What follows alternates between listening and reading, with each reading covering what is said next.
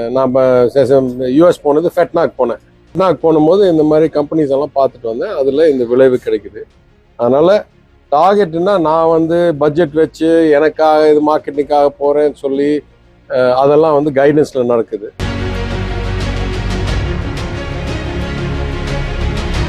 நான் யாரோடையும் போட்டி போட விரும்பலை. நான் ரெண்டு கருத்து சொல்கிறேன். தமிழ்நாடு அளவுக்கு வேற எங்கேயுமே படித்த இளைஞர்கள் கிடையாது.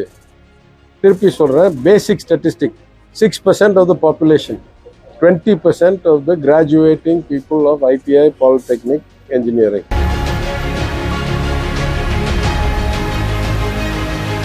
டேலண்ட்டை தேடணும்னா தமிழ்நாடுக்கு தான் வரணும். இது ஒன்று. நம்மளுக்கு ரிவர்ஸ் ப்ராப்ளம். இங்கே இருக்கிற டேலண்ட் அடுத்த இடத்துக்கு நம்ம வேலை உருவாக்குறது ஸ்பீட் பத்தலைன்னா அங்கே போயிடுவாங்கன்றது நம்மளுக்கு கவலையாக இருக்க தவிர, ஈர்க்கிறது நம்மளுக்கு முதல் காரணம் டேலண்ட்.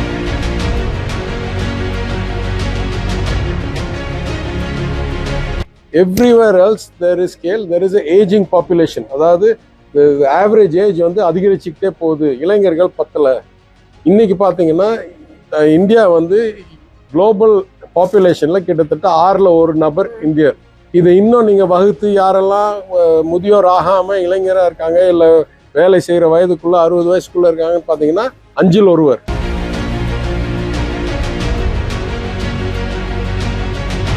மெயின் ரீசன் சைனா விட்டு எல்லாம் வெளியே வர்றாங்க. 30 வருஷமா எல்லாம் சைனாக்கு போயிட்டு இருந்தது. இன்னைக்கு சைனாக்கு போனால் ஆபத்துன்ற அளவுக்கு இருக்கிறதையும் கழட்ட பார்க்குறாங்க, அங்கே போகாமல் இருக்கணும்னு பார்க்குறாங்க. அப்போ there is no other country the scale of India. Kovai RS Puram பகுதியில் உள்ள எமேரிட் நிறுவனத்தில் செயற்கை நுண்ணறிவு சிறப்பு மையத்தை தகவல் தொழில்நுட்பவியல் மற்றும் டிஜிட்டல் சேவைகள் துறை அமைச்சர் பழனிவேல் தியாகராஜன் திறந்து வைத்தார். இந்த நிகழ்வின் போது நிறுவனத்தின் செயல்பாடுகள் குறித்து அமைச்சர் கலந்துரையாடினார்.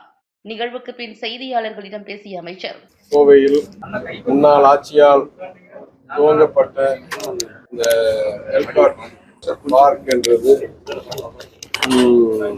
பல நிர்வாக குளறுபடிகளினால் திறக்க முடியாமல் முடிக்க முடியாமல் இருந்த சூழ்நிலையில் சென்ற மாதம் முதலமைச்சர் அவர்களே இங்கே நாங்கள் உச்ச நீதிமன்றம் வரைக்கும் போய் அதற்கு அனுமதியெல்லாம் பெற்ற பிறகு அதை திறந்து வைத்து திறந்த அன்னைக்கே சுமார் 2,30,000 சதுரடிக்கு மேல் ஒப்பந்தம் ஆரம்பிக்கப்பட்டு இன்றைக்கு அதெல்லாம் நிறைவேற்றப்பட்டு கேப்ஜெமினி என்ற பெரிய குளோபல் கன்சல்டிங் ஃபர்ம் கிட்டத்தட்ட 1,40,000. அதுக்கப்புறம் பல நிறுவனங்கள் 10,000, 20,000, 30,000. ஆக்சுவலாக உங்களுக்கு தெரியும், அந்த முழு பில்டிங் எடுக்கிறதுக்கே 2-3 நிறுவனங்கள் தயாராக இருந்தார்கள். என்ன சொல்கிறது, சப்ளை டிமாண்ட் மிஸ்மேட்ச். கோயம்புத்தூரில் உங்களுக்கு நல்லா தெரியும், நிறைய டிமாண்ட் இருக்குது. அந்த அளவுக்கு கிளாஸே ஆஃபீஸ் ஸ்பேஸ் இல்லை. கடைசி ஒரு 2 வருஷமாக நானும் துறைக்கு வந்த பிறகு முதலமைச்சருடைய உத்தரவின்படி இங்கே நிறைய கம்பெனிஸ் ஈர்க்கணும்னு கிட்டத்தட்ட மாதத்துக்கு ஒரு முறை நான் வெளிநாடு சென்று பல மார்க்கெட்டிங் எஃபர்ட்ஸ் பண்ணிகிட்ருக்கேன். எனக்கும் ஏற்கனவே 20 ஆண்டுகள் வெளிநாட்டில் இருந்த அனுபவம் இருக்கிறதுனாலும் பணி செய்த அனுபவம் இருக்கிறதுனாலும் நம்ம திருச்சி NIT, உலக புகழ்பெற்ற MIT போன்ற பல்கலைக்கழகங்களில் நான் கல்வி பெற்றும்போது என்னுடைய நண்பர்கள் இன்றைக்கு பெரிய பெரிய நிறுவனங்களில் மூத்த பொறுப்பில் இருக்கிறதுனாலும் நம்ம கொஞ்சம் அக்ரெசிவாக மார்க்கெட் பண்ணி இங்கே நிறைய நிறுவனங்களை ஈர்த்துட்டு இருக்கோம்.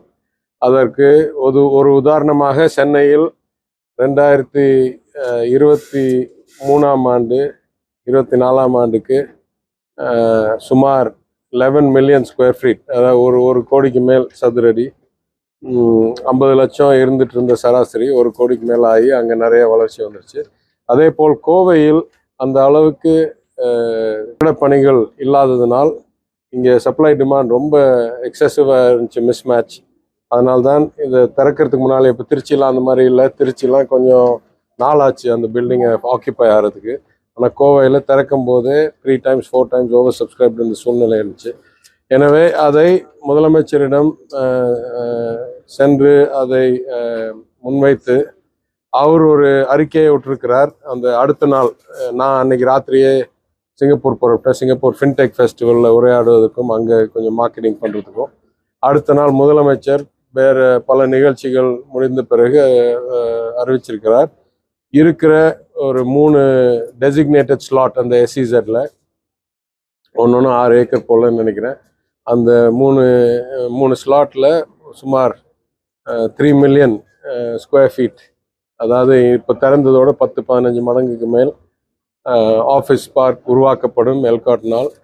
அது ஜாயிண்ட் வெஞ்சராக அது குளோபலாக இருக்கட்டும் இல்லை இந்தியன் டெவலப்பர்ஸாக இருக்கட்டும் அது டெவலப் பண்ணி, ஏன்னா அரசாங்கம் அந்த அளவுக்கு நிதி முதலீடு செஞ்சு அந்த அளவுக்கு சிறப்பான பார்க் கட்டுறதெல்லாம் கொஞ்சம் கடினம்.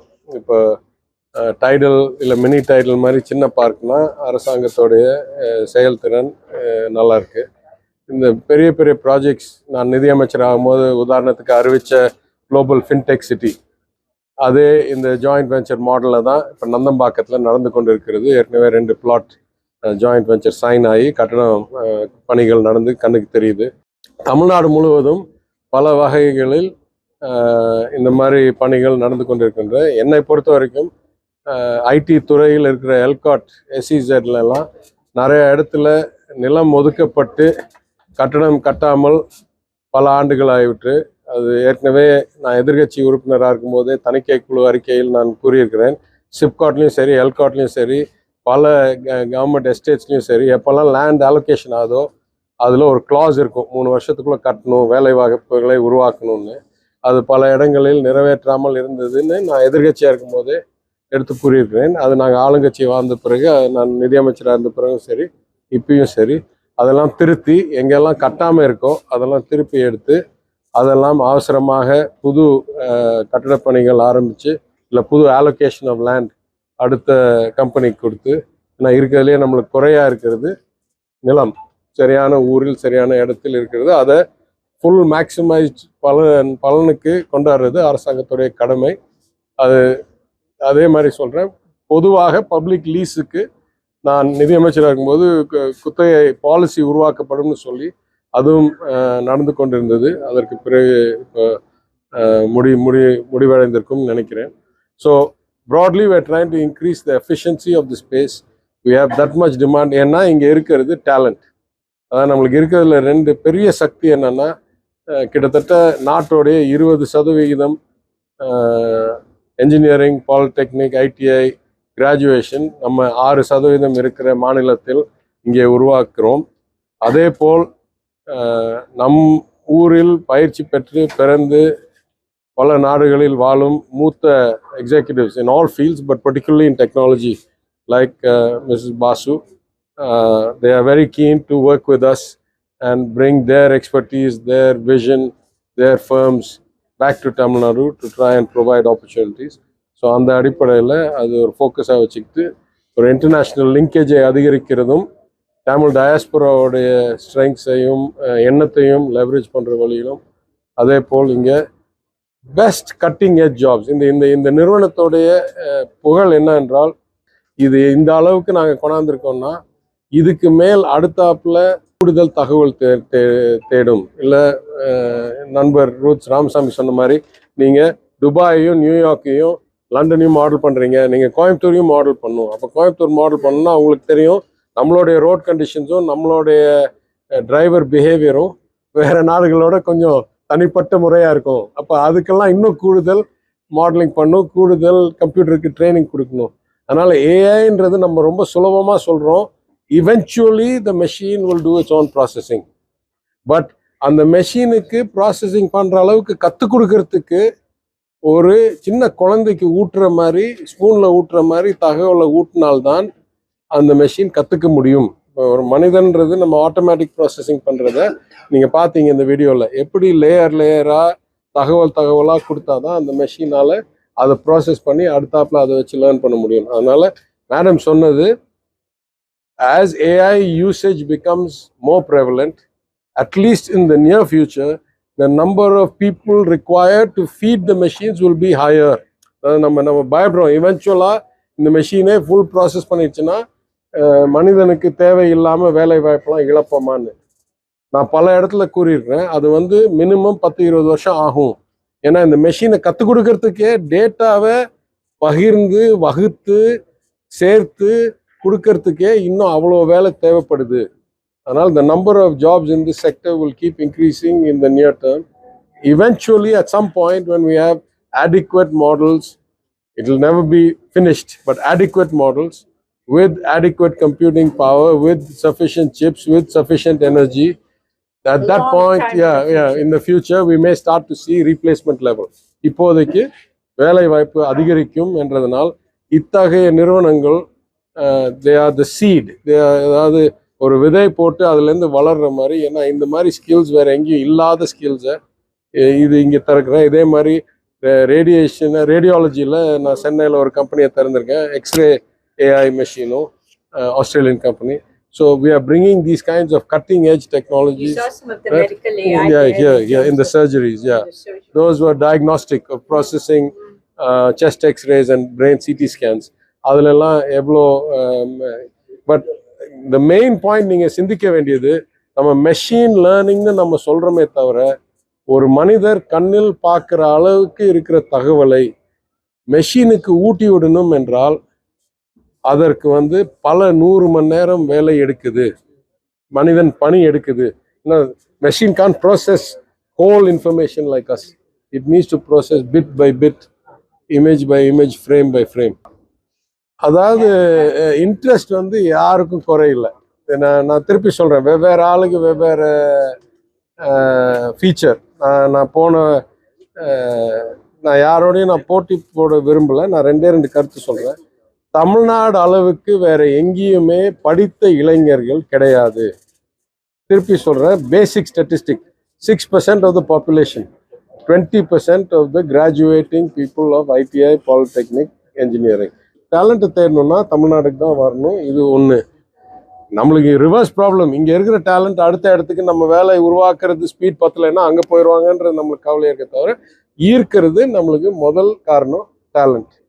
2வது காரணம், எல்லா சிட்டிஸ்க்கும் ஒரு அளவுக்கு ஏதோ ஒரு ஸ்பெஷல் இருக்குது. இப்போ பெங்களூரில் ஏதோ ஒரு ஸ்பெஷாலிட்டி இருக்கும், ஹைதராபாத். ஆனால் இன்னைக்கு குளோபலாக இருக்கிற வாய்ப்பு, அதாவது நான் பல நாடுகளில் பல நிறுவனங்களில் எம்டியாக பெரிய பேங்கராக பணியாற்றினவன் என்ற அடிப்படையில் சொல்கிறேன். மேக்ரோ எக்கனாமிக் லெவலில் இந்தியாவுக்கு இன்னைக்கு வரக்கூடிய வாய்ப்பு நம்மளுடைய செயல்திறனினாலும் நம்மளுடைய திட்ட திறனினாலும் தான் எல்லை காணுகிறதே தவிர, the amount of opportunity is so high that all of us can grow at the fastest rate possible. அதாவது தமிழ்நாடும் சரி, ஹைதராபாடும் சரி, பெங்களூரும் சரி, கேரளாவும் சரி, எல்லாரும் நம்ம ஃபுல் மேக்ஸிமம் கெப்பாசிட்டிக்கு க்ரோ பண்ணாலும் குளோபல் ஆப்பர்ச்சுனிட்டி அந்த அளவுக்கு மேலே இருக்கு. மெயின் ரீசன், சைனா விட்டு எல்லாம் வெளியே வர்றாங்க. 30 வருஷமா எல்லாம் சைனாக்கு போயிட்டு இருந்தது. இன்னைக்கு சைனாக்கு போனால் ஆபத்துன்ற அளவுக்கு இருக்கிறதையும் கழட்ட பார்க்குறாங்க, அங்கே போகாமல் இருக்கணும்னு பார்க்குறாங்க. அப்போ there is no other country the scale of India, number 1. Number 2, everywhere else there is scale, there is an aging population. அதாவது ஆவரேஜ் ஏஜ் அதிகரிச்சுக்கிட்டே போகுது, இளைஞர்கள் பத்தலை. இன்னைக்கு பார்த்தீங்கன்னா இந்தியா குளோபல் பாப்புலேஷன்ல கிட்டத்தட்ட 6ல் 1 நபர் இந்தியர். இதை இன்னும் நீங்கள் வகுத்து யாரெல்லாம் முதியோர் ஆகாமல் இளைஞராக இருக்காங்க, இல்லை வேலை செய்கிற வயதுக்குள்ள 60 வயசுக்குள்ளே இருக்காங்கன்னு பார்த்தீங்கன்னா 5ல் 1. யாரெல்லாம் கல்வி பெற்று அடிப்படை பணி செய்கிற அளவுக்கு இருக்காங்கன்னா 4ல் 1. எனவே இங்கே தான் மனித வளம் இருக்குது, இங்கே தான் இந்த எக்கானமி ஸ்கேல் இருக்குது. என்னதான் நம்ம க்ரோ பண்ணணும்னு விரும்புகிறோமோ, நம்மளுடைய கட்டமைப்பு, நம்மளுடைய திட்டமிடுதல், நம்மளுடைய செயல்திறன், நம்மளுடைய நிறைவேற்றும் சக்தி, இதுதான் நம்மளுக்கு எல்லையை தவிர வாய்ப்பு அளவில்லா வாய்ப்பு. பெட்னாக்கு போனும்போது இந்த மாதிரி கம்பெனிஸ் எல்லாம் பார்த்துட்டு வந்தேன், அதில் இந்த விளைவு கிடைக்குது. அதனால் டார்கெட்டுன்னா நான் பட்ஜெட் வச்சு எனக்காக இது மார்க்கெட்டிங்காக போகிறேன்னு சொல்லி அதெல்லாம் கைடன்ஸில் நடக்குது. நான் என்னுடைய தனிப்பட்ட அனுபவம், வரலாறு என்ற அடிப்படையில் எங்கெல்லாம் ஈர்க்கிறாங்களோ, அவங்களா கூப்பிடுறாங்களோ, அங்கெல்லாம் நான் போய் ரிவர்ஸ் மார்க்கெட்டிங்காக நான் பண்ணுறேன். இன்னைக்கு மெய்டி என்ற மினிஸ்ட்ரி ஆஃப் எலக்ட்ரானிக்ஸ் அண்ட் டெக்னாலஜியோடைய செயலர், ஒன்றிய செயலர், தமிழ்நாட்டில் பணி செய்த, என்னுடன் பணி செய்த, நான் நிதியமைச்சராக நிதி செயலராக இருந்த திரு கிருஷ்ணன் அவர்கள் அங்கே மேட்டியில் செக்ரட்டரியாக இருக்கார்.